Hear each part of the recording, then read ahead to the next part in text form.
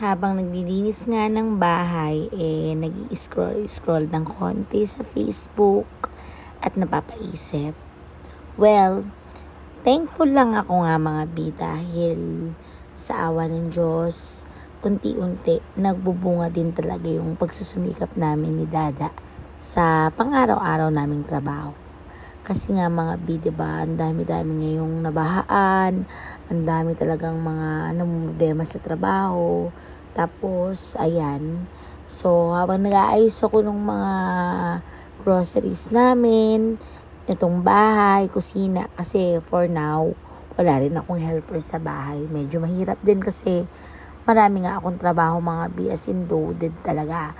Pero kahit napagod, nakakatuwa nga mga bi kasi ayun nga, talagang siksik, liglig, umaapaw nga kapag nagbuhos ng biyaya ang Panginoon sa atin. Ayan, nagpupunas-punas kasi ako ngayon, tapos nag-aayos ako ng mga groceries ng bahay, pagkain ng mga bata. So, eto, share ko lang to sa inyo na before nung nasa Las Piñas pa kami at meron kaming ref noon. Tapos maliit lang siya, parang 3 dangkal lang.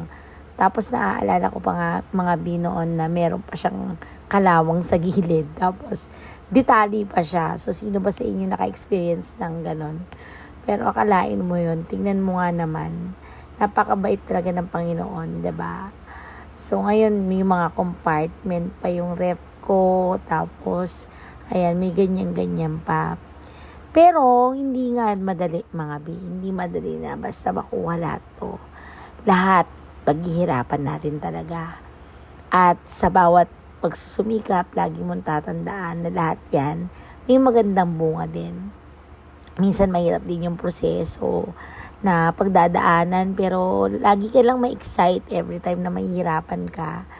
Lagi kang maging motivated sa lahat ng bagay, especially pag nahihirapan ka. Kasi alam mo mga bi, nako, kung alam niyo lang din kung gaano kahirap ang buhay namin. Naalala ko pa nga dati, talagang utang-utang pa ako, more utang sa 5-6 lending. Pero, ginagamit ko siya sa business. Alam mo yon, isip-isip ka lang din talaga ng paraan nga mga bi, kung paano magkakaroon ng opportunity sa'yo. At kung magkaroon man ng mga opportunity, pintuan na magbubukas, bintana na magbubukas, sabi nga nila, is go, go, go ka lang. So, ayun mga bi. And eto na nga, nakaligo na. Late na rin ha, 1 a.m. na.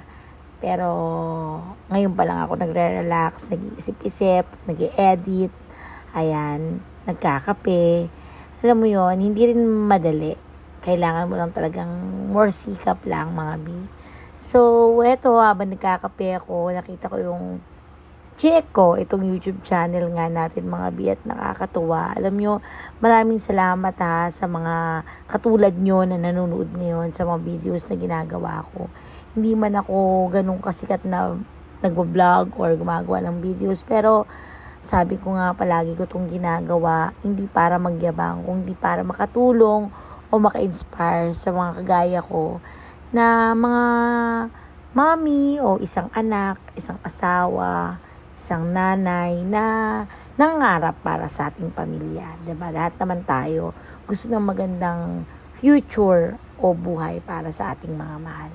Ayan, ni-scroll ko lang din yung mga nagawa kong videos. Tapos tinitingnan ko, grabe yung mga dati ko pa palang mga video. Ang dami na palang views.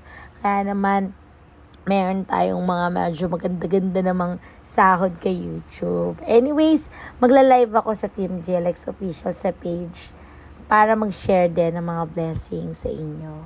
Kahit konti, pero alam ko kahit paano makakatulong at makakapagpaligaya. Alam mo yon, kahit pang merienda lang, pang almusal, 'di ba? Okay na, okay na. O siya, sige na, abang na lang kayo sa page. Love you guys. God bless. Here we go back. This is the moment. Tonight is the night. We'll fight till it's over. So we put our hands up like the ceiling can't hold.